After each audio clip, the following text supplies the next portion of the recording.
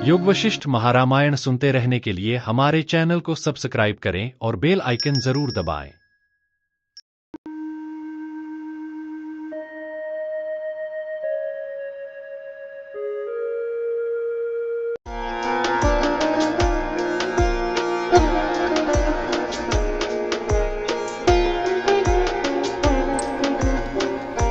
योग वासिष्ठ महारामायण सर्ग 20 स्थिति प्रकरण। संसार सत्य आत्मा का अवलंबन न करने वाली चित्त की भ्रांति है। सत्य आत्मा का अवलंबन करने पर तो चित्त और संसार आत्मा ही है। यह वर्णन पूर्व वर्णित जगत आदि स्वरूप कथन का प्राकृत में संबंध दिखलाते हैं। श्री वशिष्ठ जी ने कहा, हे वत्स श्री रामचंद्र जी, मैंने आपसे यह जगत आदि स्वरूप का वर्णन मन के यथार्थ ज्ञान के लिए किया है। इसका और कोई दूसरा प्रयोजन नहीं है।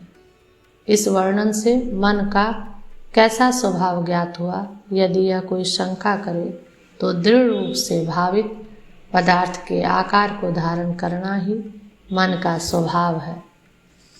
जैसे अग्नि के संबंध से लोहे का गोला आग बन जाता है, वैसे ही दृढ़ निश्चय वाला चित्त जिस वस्तु की बार बार भावना करता है उसी के आकार को प्राप्त हो जाता है।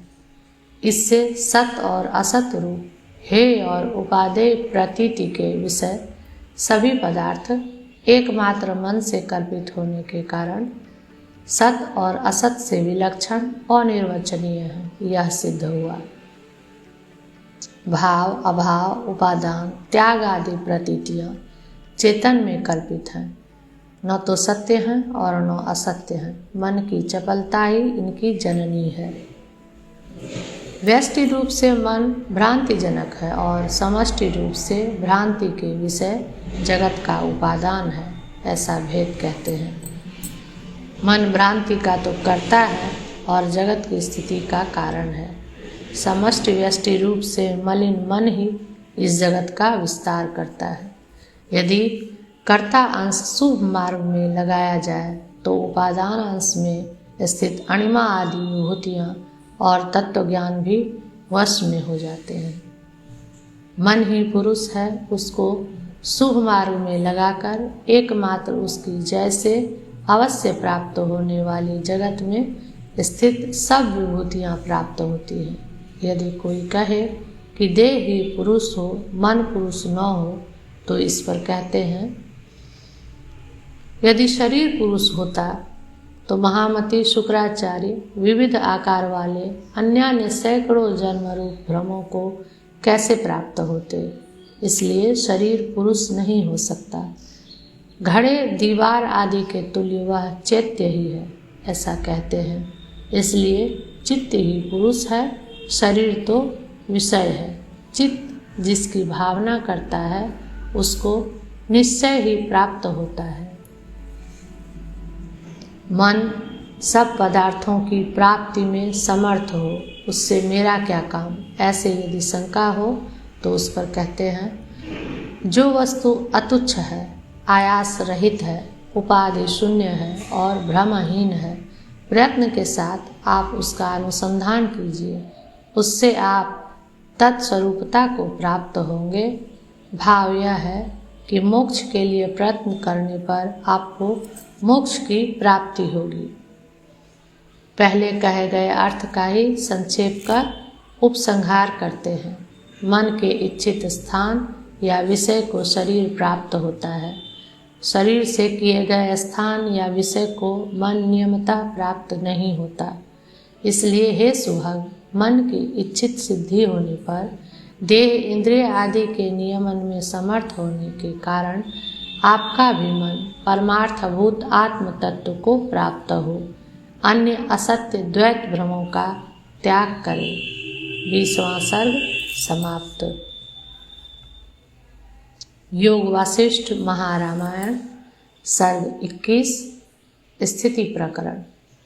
विशुद्ध पुरुष में कल्पक का अभाव होने से मन की कल्पना नहीं होती और अविशुद्ध में मन की सिद्धि होने से अनेक मतांतरों की कल्पनाएं होती हैं। यह कथन, जो वस्तु तुच्छ नहीं है, आयास रहित है, उपाधि शून्य है और भ्रम रहित है, उसका यत्न से अनुसंधान करो।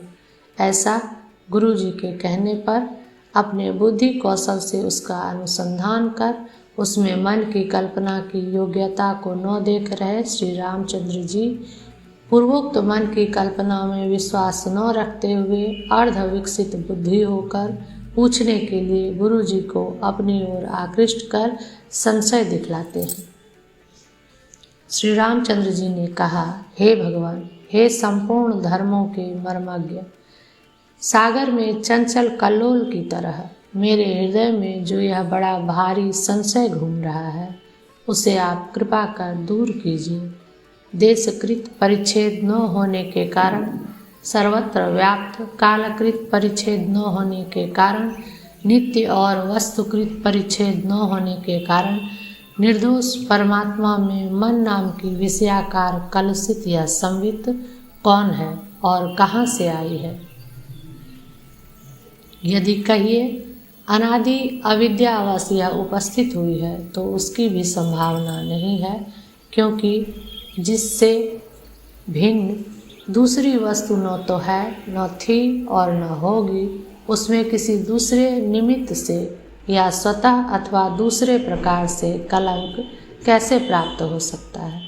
इस तरह श्री रामचंद्र जी के पूछने पर श्री वशिष्ठ जी तत्व पदार्थ के परिचय से चमत्कार युक्त श्री रामचंद्र जी की बुद्धि की पहले प्रशंसा करते हैं। श्री वशिष्ठ जी ने कहा, हे श्री रामचंद्र जी, वाह, आपने बहुत अच्छा प्रश्न किया। नंदनवन की मंजरी के समान मकरंद निस्यंद रूपी अनुभव चमत्कार वाली आपकी बुद्धि मोक्ष भागिनी हो गई है। आपकी बुद्धि पूर्वापर विचार में तत्पर है, इसलिए शंकर आदि देवताओं ने जो पद प्राप्त किया है, उस ऊंचे पद को आप प्राप्त होंगे।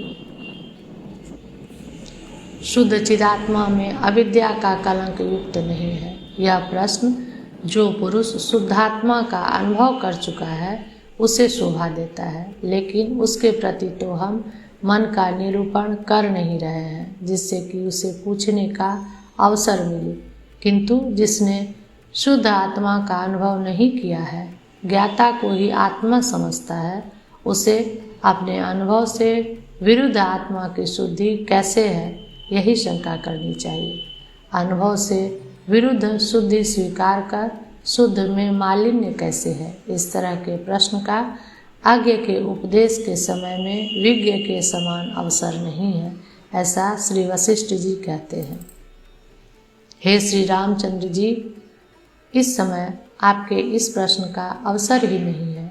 निर्वाण प्रकरण में जबकि आत्मदर्शन समाधि की प्रतिष्ठा प्राप्त हो जाएगी, अनुभव में आरूढ़ इसी अर्थ को मैं अपने अनुभव के संवाद के लिए कहूँगा। वहाँ पर आपके इस प्रश्न का समाधान दिया जाएगा। सिद्धांत के समय आपको यह प्रश्न मुझसे पूछना चाहिए। मुझसे समाहित इस प्रश्न से सिद्धांत आपको हस्तामलकवत हो जाएगा। हे श्री रामचंद्र जी, जैसे वर्षा ऋतु में मयूर की वाणी सुशोभित होती है, शरत काल में हंस की वाणी भली लगती है, मयूर की वाणी भली नहीं लगती, वैसे ही सिद्धांत काल में ही आपका यह वचन सुशोभित होगा। इस समय यह आपका प्रश्न वर्षा ऋतु में आकाश की स्वाभाविक नीलिमा के वर्णन के तुल्य है, ऐसा कहते हैं। वर्षा ऋतु के बीत जाने पर आकाश की स्वाभाविक नीलिमा सुशोभित होती है, किंतु वर्षा ऋतु में तो उस पर बड़े बड़े विशालकाय बादलों की घटा छाई रहती है। इस प्रकार श्री रामचंद्र जी के प्रश्न का समाधान कर प्रस्तुत विषय के श्रवण में श्री रामचंद्र जी को प्रवृत्त करते हैं।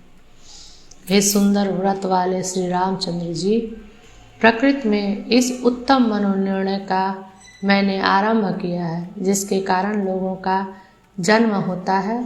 उस मन को आप सुनिए।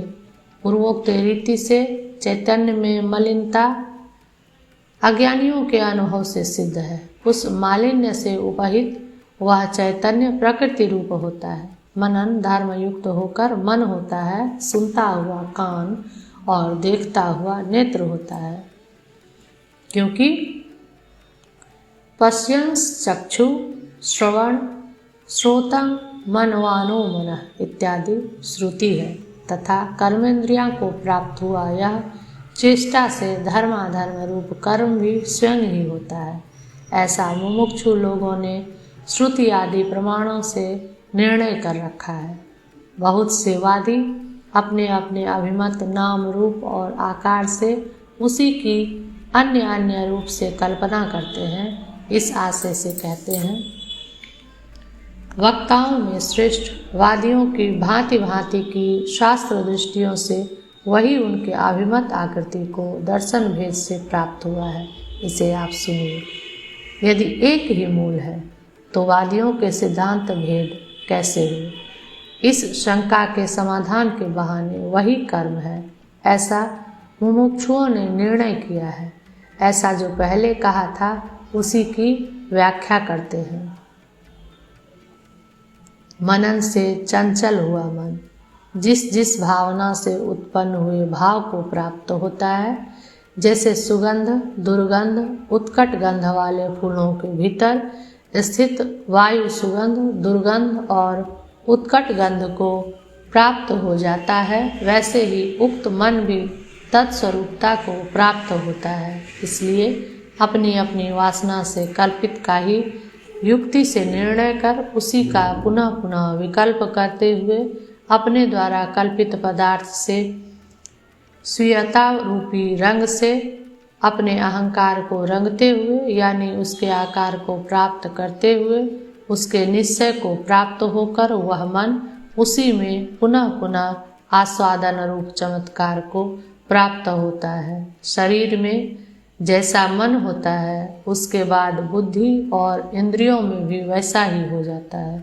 जैसे सुगंधी पदार्थ के भीतर स्थित वायु सुगंधिता को प्राप्त होता है, वैसे ही मन जिस प्रकार के भाव से युक्त होता है उसके बाद उसका वशवर्ती शरीर भी तन्मय हो जाता है। ज्ञान इंद्रियों के आविर्भूत होकर अपने अपने विषय में प्रवृत्त होने पर उनसे कर्मेंद्रिय समूह स्वतः ही ऐसे स्फुरित होता है जैसे कि धूलि मिश्रित वायु में पृथ्वी अपने आप आविर्भूत होती है। क्षुब्ध हुए कर्मेंद्रिय के अपनी क्रिया शक्ति को प्रकट करने पर वायु में धूलि समूह की तरह प्रचुर कर्म की निष्पत्ति होती है। मन की कर्म रूपता प्राप्ति का उपसंहार करते हुए कर्म और मन की परस्पर बीज रूपता और अभिन्न सत्ता को कहते हैं। इस प्रकार मन से कर्म की उत्पत्ति हुई है। मन का भी कर्म ही बीज कहा गया है। इन दोनों की सत्ता फूल और सुगंध की सत्ता के समान अभिन्न ही है। इस प्रकार वासना कर्म और उसके फल रूप अनुभवों की भी समान रूप होने से एक ही सत्ता है। दृढ़ाभ्यास होने के कारण मन जैसे भाव का ग्रहण करता है वैसे ही स्पंद नाम की कर्म नाम की शाखाओं को पैदा करता है, वैसे ही क्रिया रूप उसके फल को बड़े आदर से उत्पन्न करता है। तदंतर उसी के स्वाद का अनुभव कर शीघ्र बंधन में पड़ता है। मन जिस जिस भाव को प्राप्त होता है उसी उसी को वस्तु रूप से प्राप्त होता है, वही श्रेय है। उससे अतिरिक्त श्रेय नहीं है, ऐसे निश्चय को प्राप्त हो जाता है। भाव यह है कि इसीलिए निहिसार अपने अपने अभिमत वस्तु में प्राणियों और वादियों का पक्षपात देखा जाता है। अपनी ही प्रतीति से अत्यंत अनुविध हुए मन धर्म अर्थ काम और मोक्ष के लिए सदा ही प्रयत्न करते हैं। भाव यह है कि अपने निश्चयानुसार जिसका मन जिस प्रकार के निर्णय से युक्त होता है वह उसी के अनुसार धर्म अर्थ काम और मोक्ष के लिए प्रयत्न करता है। उन वादियों में कपिल जी के अनुयायियों का मन विवेकी होने से असंग चिन्ह मात्र त्वंग पदार्थ विषयक अपनी प्रतिपत्ति से निर्मल ही है। तत्पदार्थ के विषय में वे श्रुति का अवलंबन नहीं करते, इसलिए मोहवश अपनी बुद्धि से ही सुख दुख मोह रूप जड़ जगत का सुख दुख मोह रूप जड़ त्रिगुणात्मक प्रधान ही उपादान हो जाता है। ऐसा स्वीकार कर पुनः पुनः उसी के आस्वादन से वही एकमात्र तत्व है, ऐसा निर्णय कर उन्होंने ऐसी ही शास्त्र दृष्टियों की कल्पना की है। हमने जो उपाय कहा है उसके बिना किसी को भी मोक्ष की प्राप्ति नहीं हो सकती है। इस प्रकार के निश्चय से युक्त चित्त वाले लोग अपने कल्पित नियम रूपी भ्रमों से भ्रम में स्थित और अन्य उपाय रूपी मतों से विमुख होकर ग्रंथ रचना आदि द्वारा अपनी दृष्टि को औरों की बुद्धियों में संक्रांत करते हैं। ऐसे ही वेदांतवादी भी हैं, ऐसा कहते हैं। श्रुति रूप प्रमाण से अध्यारोप और अपवाद द्वारा यह जगत ब्रह्म ही है। ब्रह्म से अतिरिक्त अणु मात्र भी कुछ नहीं है। यूं बद्धमूल हुई बुद्धि से निर्णय करके सर्वानर्थ निवृत्ति और वास्तविक निरतिशयानंद अपरिच्छिन्न ब्रह्मात्म भाव के आविर्भाव रूप से अपने स्थान में ही प्राप्त हुई, न कि अर्चिरादि मार्ग से दूरगमन द्वारा प्राप्त हुई मुक्ति है। यूं वेदांतियों ने मुक्ति का सर्वोत्कृष्टता से समर्थन किया है। हमारे उपाय के बिना किसी को भी मुक्ति प्राप्त नहीं हो सकती। इस प्रकार के निश्चय से युक्त चित्त वाले वे अपने द्वारा कल्पित नियमों से अपनी कल्पना का व्याख्यान करते हैं। नियम भ्रम इससे यह सूचित किया कि वेदांतियों का एकमात्र उपाय तत्व ही वास्तविक है। उपाय आदि की प्रक्रियाएं तो पाणिनि जी की तरह कल्पित ही है। विज्ञानवादियों ने अपनी अत्यंत भ्रम के प्रवाह से पूर्ण बुद्धि से सांवर्तिक उपद्रव के उपशम और इंद्रिय द्वारों के संवरण से युक्त मुक्ति है, यूँ निर्णय करके मुक्ति की कल्पना कर रखी है। हम में परिकल्पित उपाय के बिना किसी को भी मुक्ति की प्राप्ति नहीं हो सकती। इस प्रकार के निश्चय से युक्त वे अपने ही द्वारा कल्पित नियम भ्रमों से यानी तप्त शिलारोहण आदि साधन नियम भ्रमों से अपनी दृष्टि को प्रकाशित करते हैं। आरहत अरिहंत आदि अन्यान्य लोगों ने भी अपनी अभिमत इच्छा से जीव अजीव आश्रव संवर निर्जर बंधन मोक्ष आदि पदार्थों की कल्पना द्वारा स्यादस्ति स्यानास्ति स्यादस्ति च नास्ति च स्याद वक्तव्य स्यादस्ति चावक्तव्यश्च स्यानास्ति चावक्तव्यश्च स्यादस्ति नास्ति चावक्तव्यश्च इत्यादि सप्तभंगी न्याय की कल्पनाओं से और नंगे रहना भिक्षा करना आदि विचित्र आचारों से विचित्र शास्त्र दृष्टियों की कल्पना कर रखी है। बिना किसी निमित्त के उठे हुए निर्मल जल के बुदबुदों के समूहों की तरह उदित हुए अपने निश्चयों से ही ये नाना प्रकार की रीतियाँ प्रौढ़ता को प्राप्त हुई है। भाव यह है कि सब विचित्र विचित्र कल्पनाओं की जड़ प्रमाण या प्रमेय नहीं है, किंतु चिरकाल के अभ्यास से दृढ़ हुई मन की कल्पना ही उनकी जड़ है। हे महाबाहो, इन सभी रीतियों का एकमात्र मन ही आगार है, जैसे कि मणियों का सागर आगार है। नीम और ईख ये दोनों कड़वे या मीठे नहीं हैं। चंद्रमा और अग्नि शीत और गर्म नहीं है। जिसका जैसा अभ्यास हुआ वैसा ही अनुभूत होता है। अतएव चंद्रमंडल और सूर्य अग्नि के मंडलों में निवास करने वाले देवताओं को शीत और उष्ण आदि की पीड़ा नहीं होती। यदि इस प्रकार के तुच्छ फल में भी दृढ़ अभ्यास की अपेक्षा है तो अनादि सांसारिक विपरीत भावना से तिरस्कृत अकृत्रिम आनंद स्वरूप मोक्ष के फल में दृढ़ अभ्यास की अपेक्षा है। इसमें कहना ही क्या है। जो अकृत्रिम आनंद है उसके लिए प्रयत्नशील हुए मनुष्यों को अपना मन अकृत्रिम आनंदमयता को प्राप्त कर देना चाहिए, जिससे कि वह प्राप्त हो जाए। मुक्ति के लिए किस वस्तु का दृढ़ अभ्यास करना चाहिए, ऐसी कोई शंका करे तो उस पर दृश्य मार्जन का ही अभ्यास करना चाहिए, ऐसा कहते हैं। भली भांति आलिंगन करके बालक की तरह स्नेह से दृश्य को उत्पन्न करने वाला अपना मन उस दृश्य का त्याग करता हुआ दृश्य से उत्पन्न होने वाले सुख और दुखों से किसी प्रकार आकृष्ट नहीं होता। हे निष्पाप श्री रामचंद्र जी, अपवित्र असद रूप मोह में डालने वाले भय के कारण प्रतीति मात्र सिद्ध विशाल आकार के दृश्य को आप अपना बंधन समझिए। यह दृश्य माया है, अविद्या है, भय देने वाली भावना है। मन की जो दृश्यमयता है, विद्वान लोग उसी को बंधन में डालने वाला कर्म कहते हैं। मन को एकमात्र दृश्य में तत्पर देखकर आप दृश्य को मोह में डालने वाला जानिए। उस अत्यंत मलिन कर्दम रूप असत्य दृश्य का परिमार्जन कीजिए। यदि कोई शंका करे कि दृश्य ने क्या बिगाड़ा है जिसके परिमार्जन के लिए आप कहते हैं, तो इस पर कहते हैं, स्वभाव में स्थित जो यह दृश्य तन्मयता अनुभूत होती है, वही संसार को मत्त करने वाली अविद्या कही जाती है।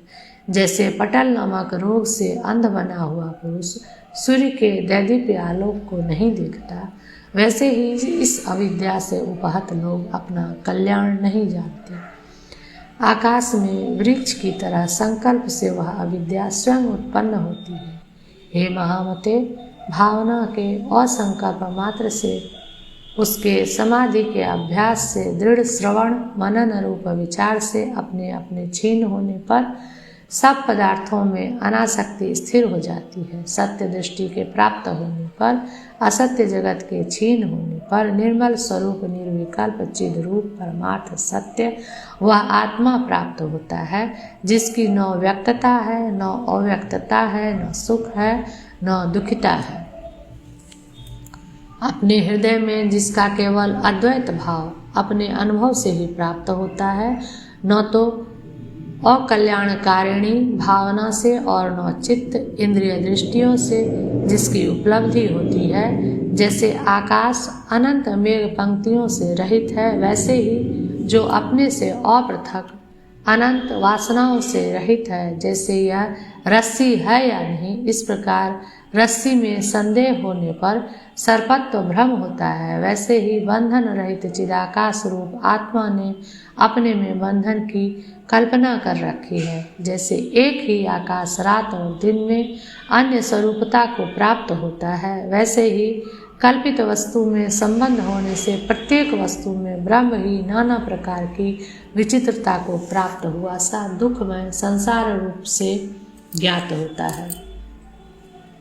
जो तुच्छ नहीं है, क्लेश शून्य है, उपाधि रहित है, भ्रम से शून्य है और तत् कल्पनाओं से रहित है, वह एकमात्र सुख के लिए ही है। जैसे कोठिले के सींग आदि से रहित रहने पर भी इसमें सींग है ऐसा भय होता है, वैसे ही शून्य शरीर में भी मैं भीतर बद्ध हूँ ऐसा भय होता है। जैसे खाली कोठिले में देखने पर सींग नहीं मिलता, वैसे ही यह संसार रूपी बंधन जब विचार पूर्वक देखा जाता है तो प्राप्त नहीं होता। यह जगत है, यह देह संघात मैं हूँ, इस प्रकार का गाढ़ भ्रम ऐसे ही उत्पन्न हुआ है जैसे बच्चों का मंद मंद अंधकार के समय बेताल के आकार की छाया दिखाई देती है। जीव की कल्पना के कारण धन वैभव और दारिद्र्य रूप शुभ और अशुभ भाव एक क्षण में तिरोभाव को प्राप्त हो जाते हैं और फिर क्षण भर में आविर्भाव हो जाते हैं। माता ही यदि गृहिणी के भाव से गृहीत होकर गले लगती है तो सुरतानंद देने वाली गृहिणी का कार्य करती है। स्त्री ही मातृभाव से गृहीत होकर यदि गले लगती है तो मातृभाव वश कामदेव को निश्चित भुला देती है। समस्त पदार्थ जातों को भावानुरूपी फल देने वाले जानकर इस संसार में ज्ञानी पुरुष पदार्थों में एक रूप कभी नहीं कहता। दृढ़ भावना से चित्त जिस पदार्थ की जैसी खूब भावना करता है, उस समय तदाकार तत् फल को देखता है। वह वस्तु नहीं है जो सत्य न हो, ऐसी कोई वस्तु नहीं है जो मिथ्या न हो। जिसने जिस प्रकार निर्णय किया वह उसको उस प्रकार दिखाई देता है। जिस मन ने अपने में आकाश गज की भावना की है, वह आकाश गज के रूप से आकाश स्थित आकाशवन की हथनी के पीछे कामातुर होकर चलता है। इसलिए हे श्री रामचंद्र जी, आप सुसुप्ति में स्थित होकर सब पदार्थ में संकल्प का त्याग कीजिए। अपने परमार्थिक अद्वितीय आनंद आत्म रूप से स्थित होइए। अपार मार्थिक दुख रूप से स्थित न होइए। यदि कहिए मैंने संकल्पों के साथ यद्यपि द्वैत भाव का त्याग कर दिया है, तथापि जैसे शुद्ध मणि में प्रतिबिंबों का निवारण नहीं किया जा सकता, वैसे ही इच्छा न होने पर भी उन द्वैत भावों का मुझ में वारण नहीं किया जा सकता। मणि जड़ है, अतएव वह प्रतिबिंबों का निषेध नहीं करती। हे श्री रामचंद्र जी, आप तो चेतन हैं, इसलिए आपकी जड़ मणि के साथ समानता नहीं हो सकती। चित्त का निरोध करने पर भी यदि दैव योग से द्वैत का प्रतिबिंब हो भी जाए, तो उसे मिथ्या समझकर तदरूपतानुरंजन का त्याग करना चाहिए, ऐसा कहते हैं।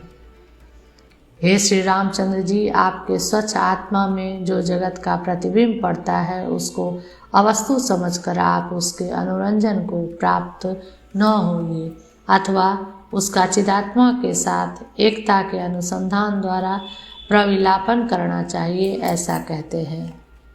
हे राघव जी, वह सत्य ब्रह्म ही है अथवा परमात्मा से अभिन्न ही है, ऐसा अपने हृदय में निश्चय कर आप जन्म विनाश रहित आत्मा की अपने से भावना कीजिए।